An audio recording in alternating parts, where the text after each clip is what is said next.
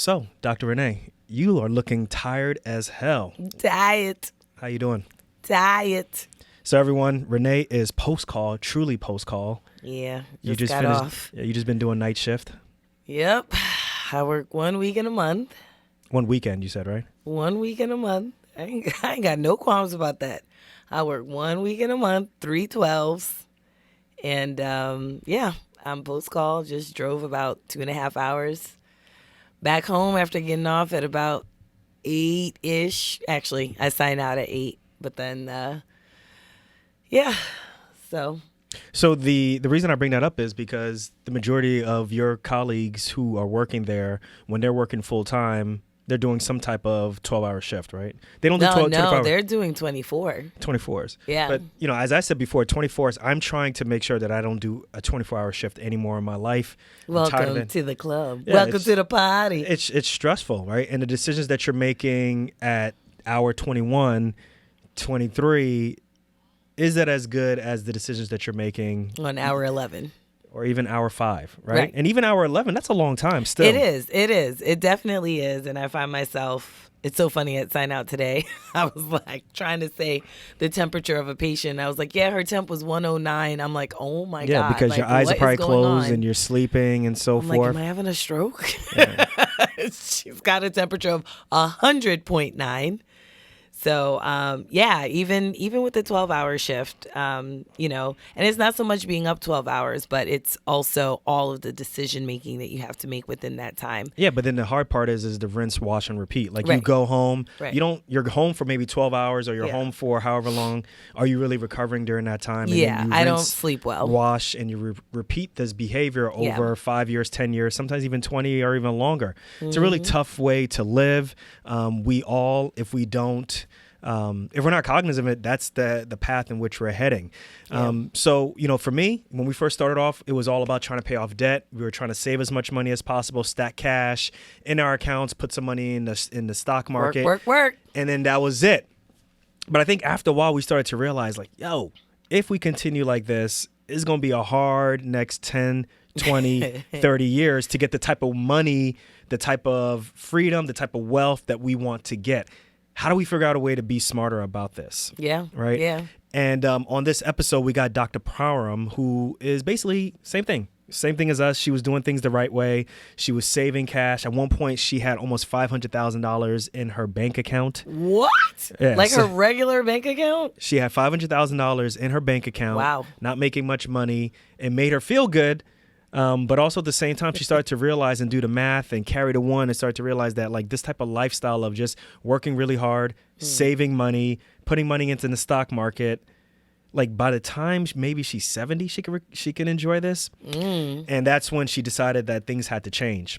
And Nice. In this episode, we're going to hear about how long it took her to make that decision. Why did she decided to make that decision? And since then, over the past, from the time she got out of residency to when she made her decision, we're talking about 10 years. Yeah. And since then, she's been helping people. She's going to help us really understand how to reach financial independence 3 times faster, according to her. She's going to talk about how and why it's important to invest wisely and why it's more than just savings. It's more than just stock market investing, that real estate or just in general ownership of something, and that whatever you own, if someone wants to pay you for that, that's way more important than just putting money into stocks or just Right. saving money. It's almost like basketball players or athletes who get paid just for endorsement deals when they really should be trying to get equity into a company, right? Yeah, you get a Gotcha. $2 million deal, but if that entire company appraises for $1 billion, what we Right. talking about here, right? Right. So, and then the last thing she's going to talk about is how real estate investing blows index fund investing, my favorite thing, out of the water. So What? but Better she's- than VTI? But she's not saying you do one or the other. She's just saying, listen, this is an interview with Dr. Param. She is also a radiologist. She's a mom. She's a real estate investor, and she also owns Generational Wealth MD. Okay. And she teaches people how to do all these different things. So before we spill the beans, why don't we just get into this episode? What do you think? Cool. And you can get some rest. Please. Dr. Param, welcome to Docs Outside the Box. How you doing? Welcome. Hi, I'm so excited to be here. Listen, I'm really excited that you reached out and wanted to come on the show for a couple of reasons. One is your story reminds me of me. Obviously, I'm not at the point that you are at. I'm going to save that for you to let the show listeners know what point you're at. We're not there yet, but mainly because me and Renee, we're about 10 years deep. We're doing okay. We got one rental property that we're really proud of, but we want to expand. We want to scale, right? But, after listening to, your podcast and seeing what you're about, it got me thinking about, wow, like maybe we're not scaling fast enough. Maybe we're kind of looking at things the wrong way. So before we get into like where you are right now, tell us where you were at the age of 35 when you finished residency. You are now a radiologist. So tell us about like your thoughts on money when you finished and was, practicing as a radiologist. Yeah, absolutely. So I finished my fellowship so I did a fellowship in women's imaging, and I was done, I think, around the time I was 30.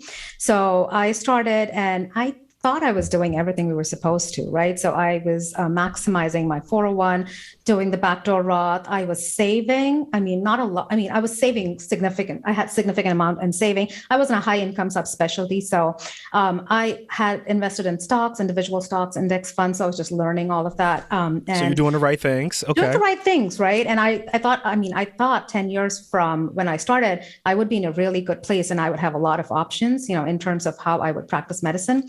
Along the way, I had a mentor who kind of got me interested in real estate investing. So I bought a single family home in 2014 after like thinking and procrastinating for 3 years. I ended up getting one. I got another one 2018. So 2019, when I was almost 10 years out of fellowship.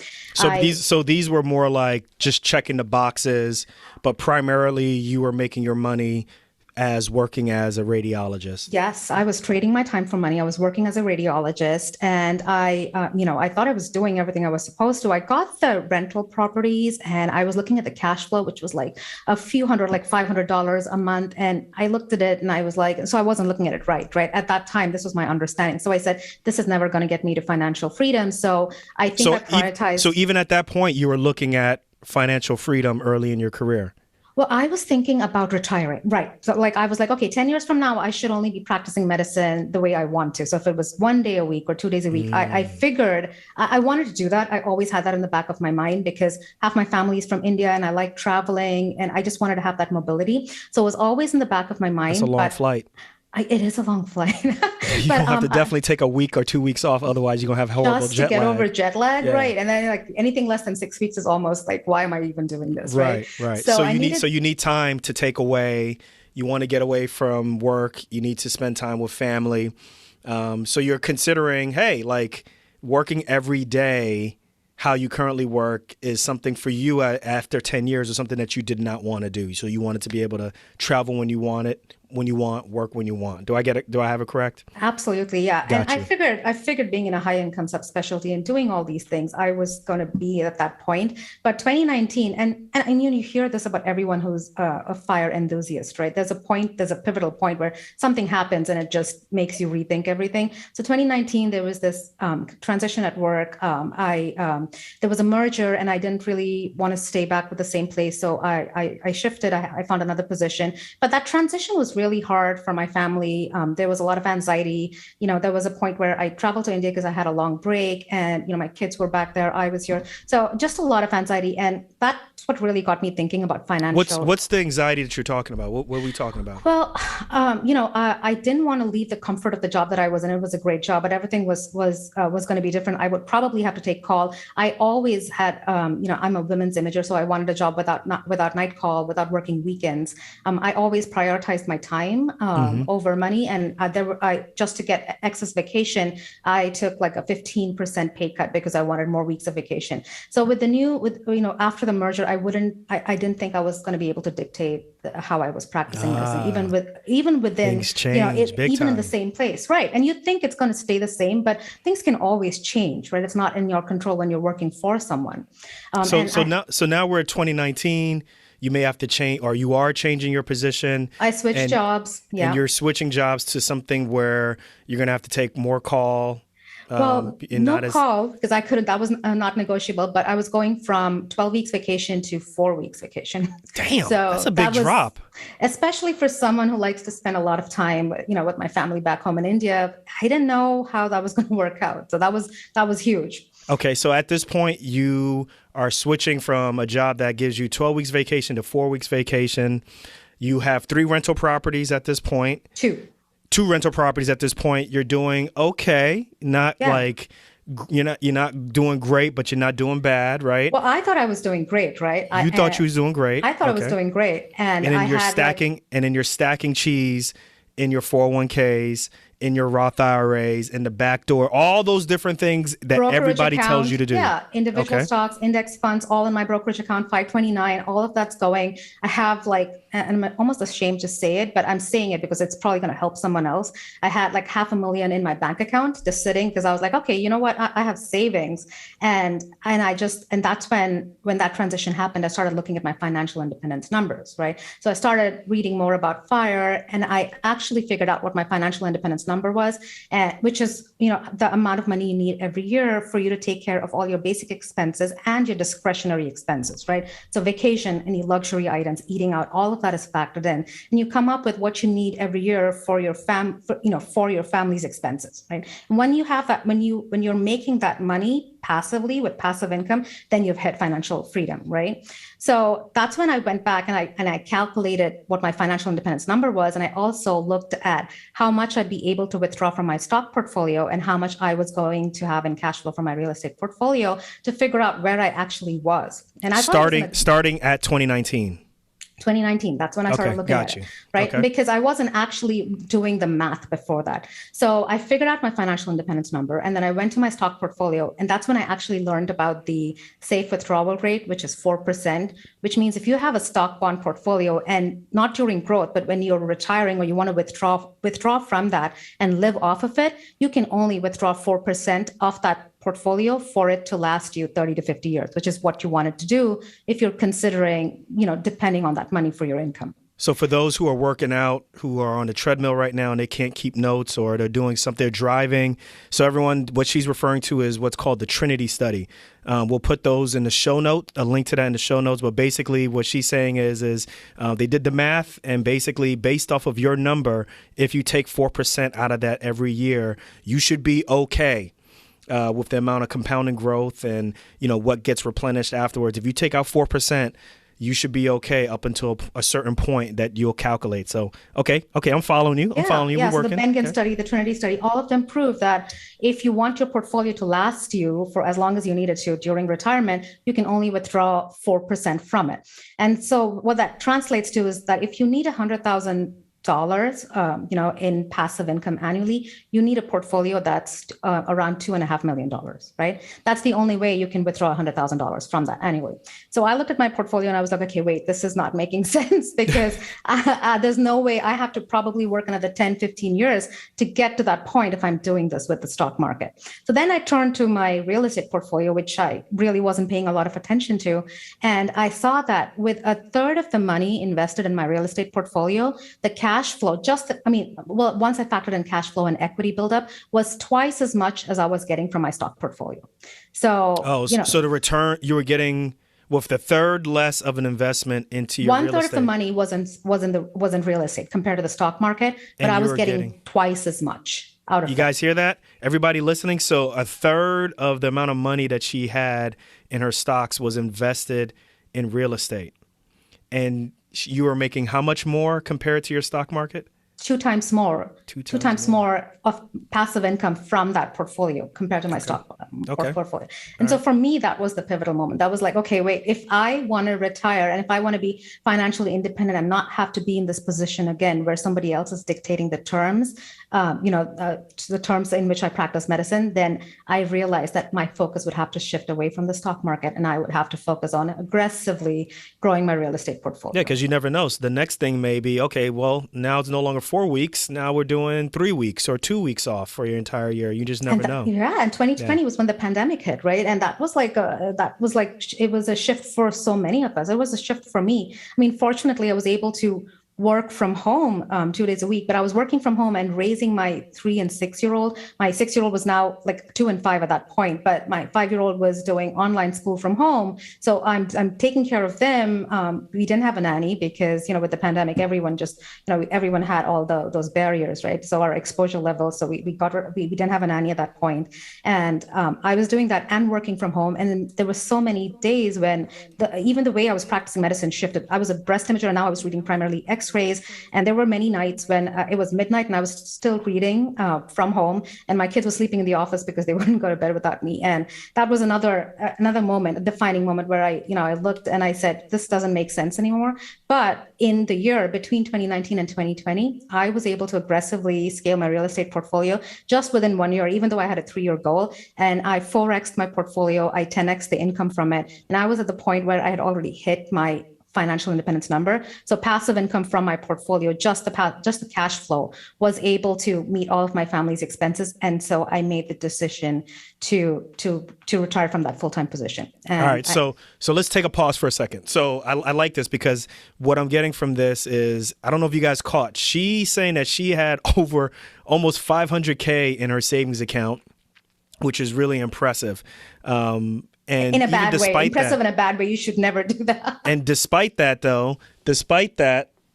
right, she still was nervous about not spending enough time with her family. She still was nervous about not being able to see, her nuclear and close family, intermediate family in India.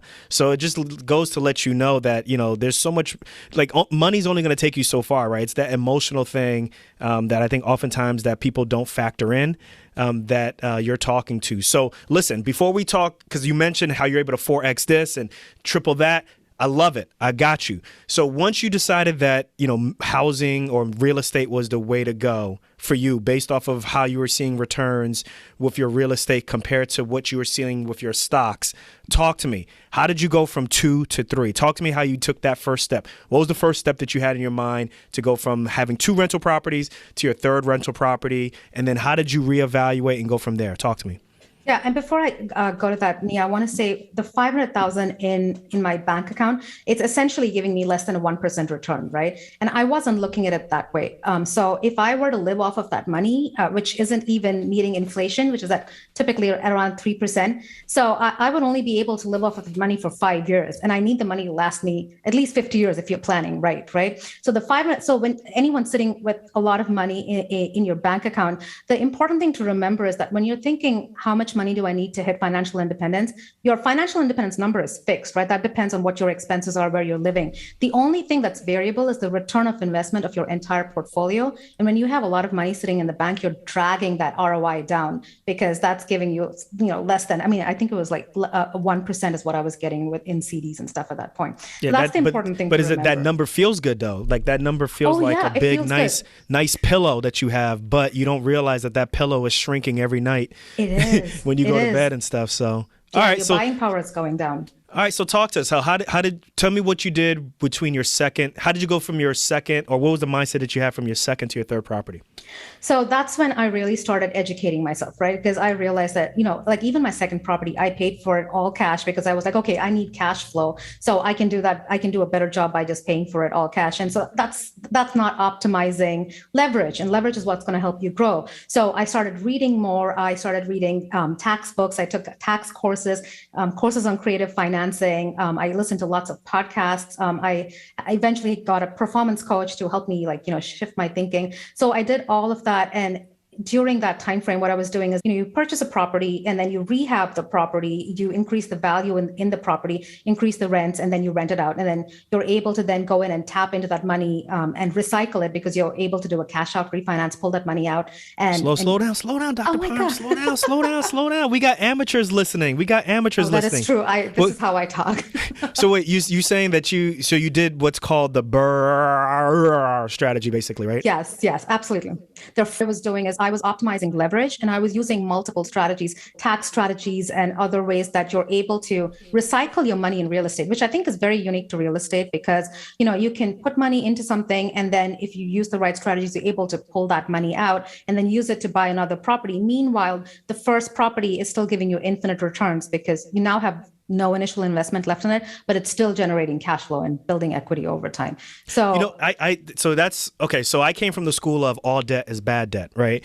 And, Yeah. After I read Rich Dad, Poor Dad, it changed my mindset. And then obviously, once we were able to get our first property, we had to, cut that in half. Be like, look, we're going to have to take some type of leverage or use some type of loan to get this property.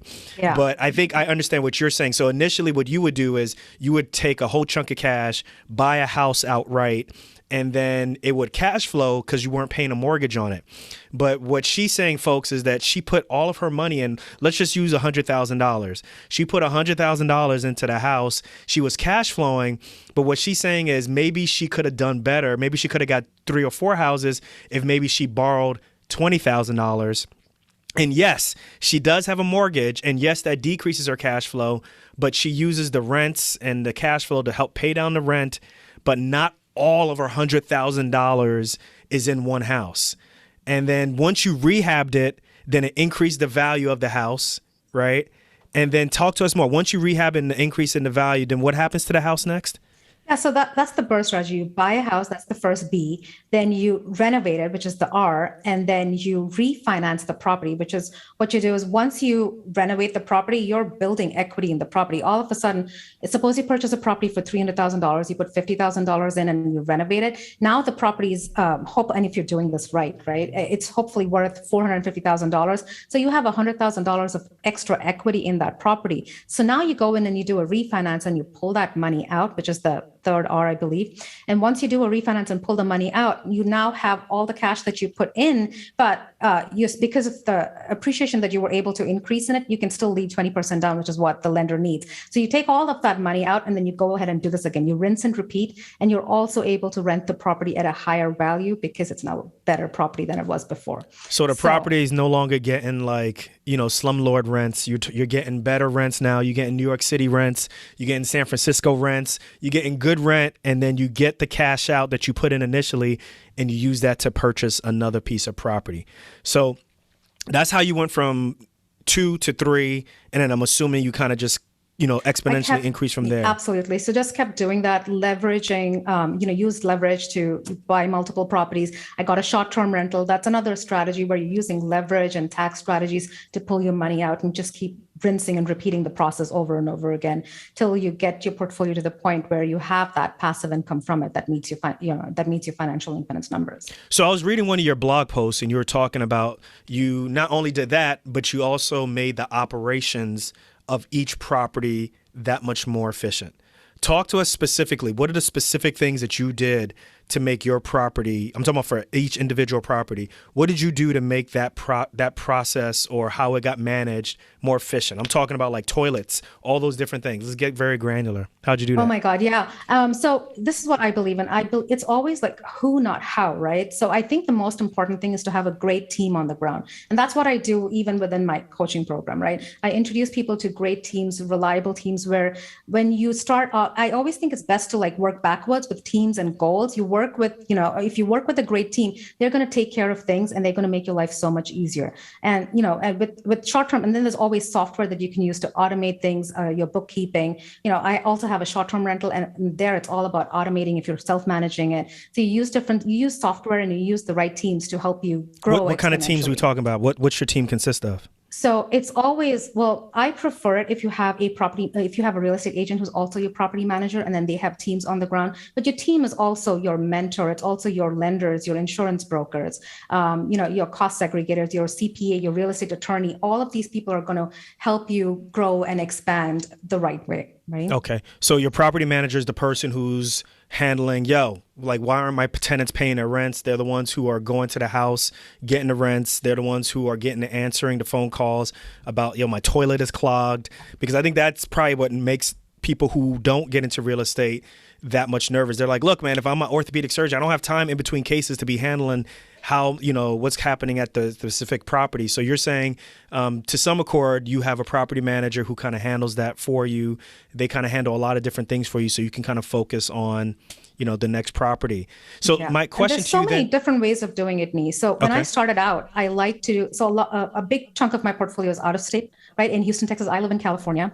And just from a, price to rent ratio point of view, and, just being Texas being more landlord friendly, it made sense for me to grow my portfolio initially out of state in Texas. And at that point, I wanted to be completely hands off. And I was probably spending, a few hours a month on my portfolio. And that's how I started growing it. But then over time, I shifted strategies. And this is what I tell people. There are so many different ways to do it. If you want to be completely hands off, there's a way to do that. But if you want to, and it's always like more effort, more higher returns, right? Over time, I wanted higher returns from my portfolio. So I started growing my portfolio locally. I have a short-term rental that I self-manage. At that point, I'm putting more time into managing things and I'm self-managing, but I'm also getting the reward because I get higher returns and I'm able to use all those advanced tax strategies to shelter my clinical income from taxes, which at one point really made sense to me. So, and it's Let's a talk about that. spectrum. So how much clinically are you working now?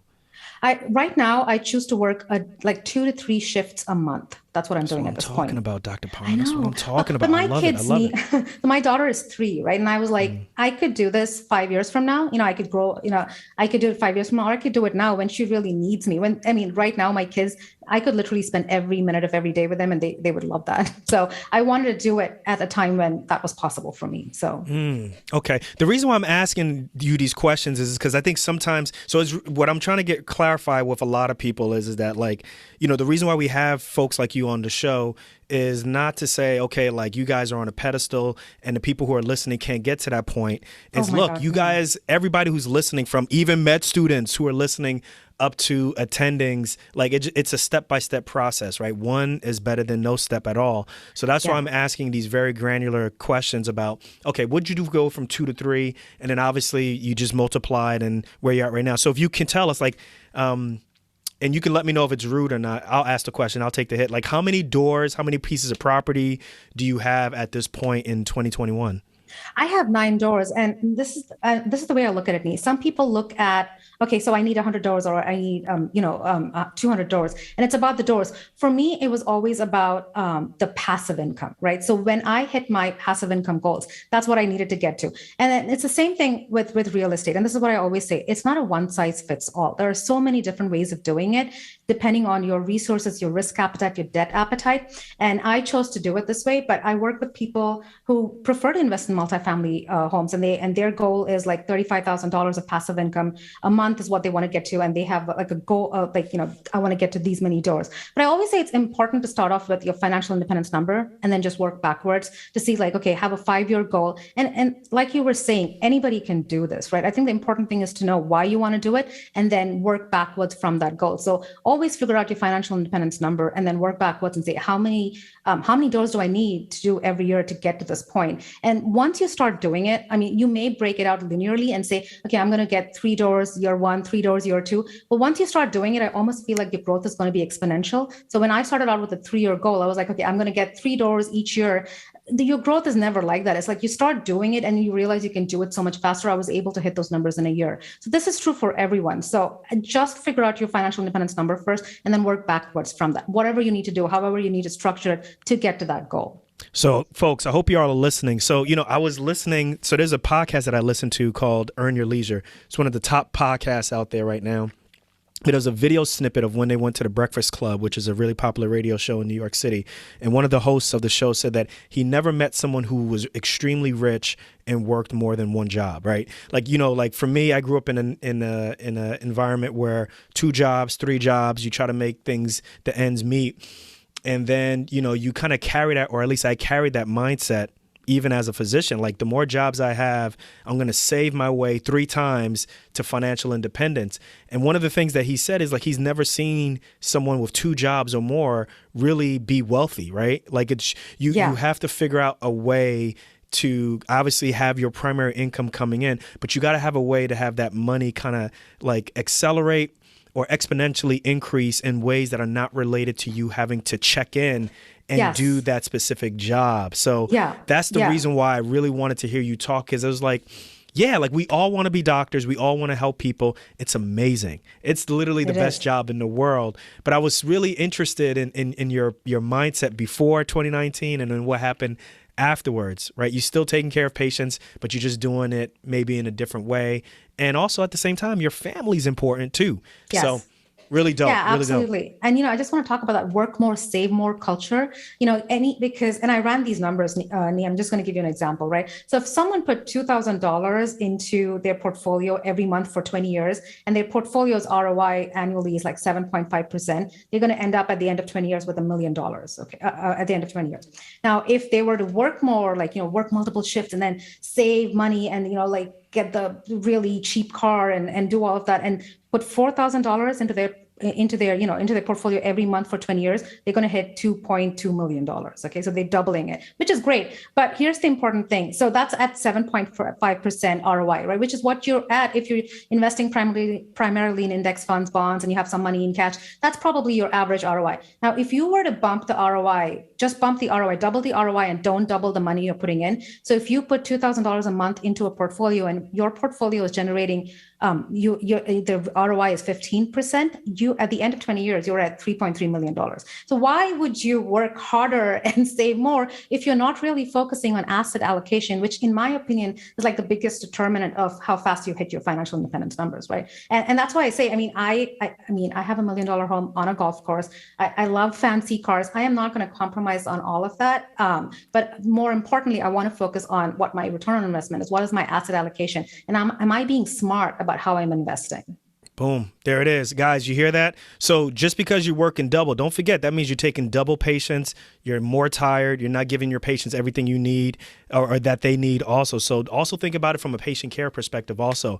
When you practice, when you want to, you're fresh. You can spend as much time with as many patients as you want to. But also at the same time, you can get rewarded for it by doing things the right way. So listen, Dr. Param, this was amazing. What if there's someone who's listening right now like, yeah, I want to get connected with her? How do they get connected with you? How do they learn about you? How do they, work with you? So I have a community. It's called Generational Wealth MD, and we're on Facebook.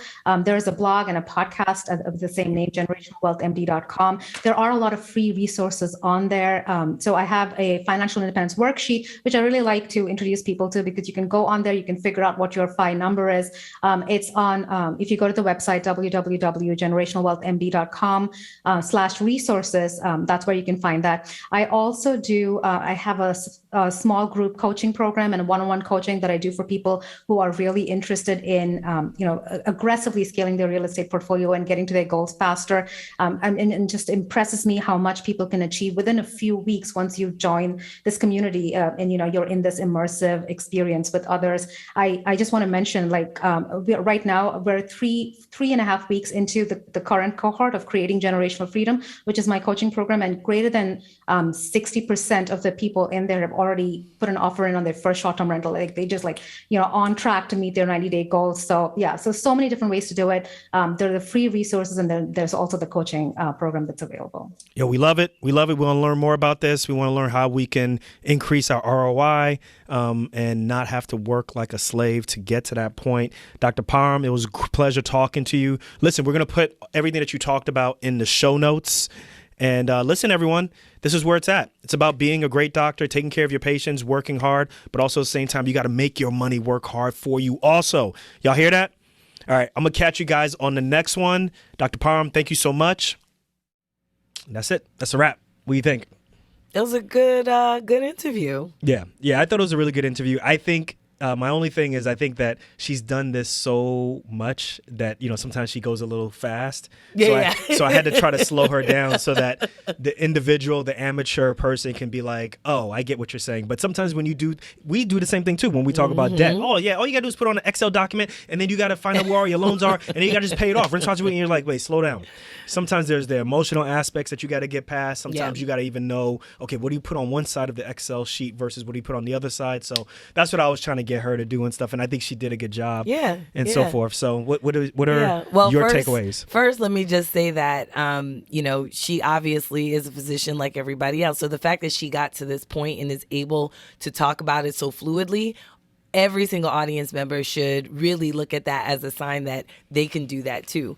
But my main takeaway from this was something that you actually didn't talk about, but you alluded to, the both of you, is the importance of budgeting. Because remember, she mentioned that she had to figure out what her financial independence number was. And in order to know that, she needed to know what her expenses were. Well, when you're trying to figure out your expenses, that's one half of the budgeting equation. So, that is yet another reason I think, that people should look into budgeting, really not be afraid of budgeting, because it could potentially lead you down the path to figure out what you need in order to be financially independent. Yeah, budgeting, it basically is the foundation for a lot of different things. Yeah, and yeah. It puts in the work that you're going to need to make some like advanced decisions later on. If I could put it in that way, in that form. Exactly. So I get what you're saying. My takeaway is, I got a bunch of takeaways. The biggest takeaway is she went from a job that gave her 12 weeks vacation to freaking 4 weeks vacation. Yo. And I think what I take from that is look, the interest that you have, like your interest, what you're interested in, what you want to do, is oftentimes not on the same page as the hospital, the medical school, the employer, whatever. Whoever you are affiliated with, whatever they are interested in or whatever their bottom line is, ain't the same as yours for the most part. My jaw dropped when I heard that. I was like, oh my gosh. Yeah. So when I saw that, and she had to eat it. Right? Dang. That's the other thing I want to tell people to know. Like all of those years of staying up, like most people go into medical school and they want to be a doctor, or you even want to be a professional because you want to be able to call the shots, right? You want to be a shot caller, right? Right. It's like the 90s with Puff Daddy. You want to be a shot caller, what right? you want to do, right? You want to be a baller, shot caller, brawler. And then when you get to this point, you're like, yeah, you want to be an employee? Yeah, take this paper, right? What you want to do? Want to be an employee?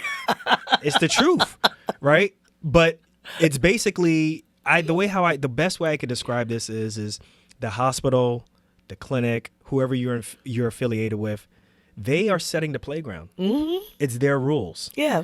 And a lot of times you just got to be like, look, in order for me to win this, here, you take your ball, I'm out. I'm going to go play on my own court. I'm going to build up my own basketball court or whatever field that I'm going to do. And I'm going to do it on my own. It may be difficult at first, but I'm going to do it on my own. Yeah, so difficult and scary. So when she was forced to eat that 8 weeks of vacation, that's got to be painful. And then don't forget, on top of that, she already took a 15% pay cut so she could have the freedom to travel. And then on top of this, so what I got from that is definitely what I said before, is that the interest of the hospital is definitely not the interest of you. And I think it's really important for people to take it step by step. You don't have to do everything that she said all at the same time. But it's really important, one, to get out of debt. Two, to set up the good behaviors by saving money, by budgeting. Mm-hmm. But if you save your money to an extreme, or if you put your eggs in one basket and all you do is just put into the stock market, however important that is, I think that you are missing out on how important it is to have ownership and how you are rewarded for someone paying you to just take a piece of that, or to rent a piece of what you own, and how you can make the tax laws work for you. Because that's what she mentioned. That's when everything really took to the next level. Like she said, the total amount of money that she had invested in the stock market, if you took 1/3 of that, which is in her real estate property, a third of that, which is all in her real estate property, was getting 2 times the return on investment as her entire stock market portfolio. Right. So if you think about it that way, it's like her real estate property is just doing way more work than her stock market. I mean, the return on investment obviously is just so much better. Yeah. But I mean, it just goes to show that, like I said, if she can do it, anybody can do it. And I know we've talked on this show before about job security, and just, being able to work yourself to the bone and have that guaranteed paycheck. And you know what? Sometimes things change. The hospital gets bought out, something in the budget changes that year. COVID hits. Yeah. And so, you have to really... Or someone doesn't like you. Or someone says, why are you getting 12 weeks vacation and I'm not getting 12 weeks vacation? So I'm going to bring it down to 4. Right. And you screwed. Right. You screwed. Exactly. So you're at the mercy of someone else. The politics. So I know that sometimes you're saying, hey, I like the security of every day coming in and I get a check. You may want to think about that twice. So listen, let's end this. We'll catch you guys on the next episode of Docs Outside the Box, y'all. This is going to be a really busy and good month of April. Yeah. We'll catch you guys on the next episode. Peace. Peace. Shout out to Puffy, mid-90s.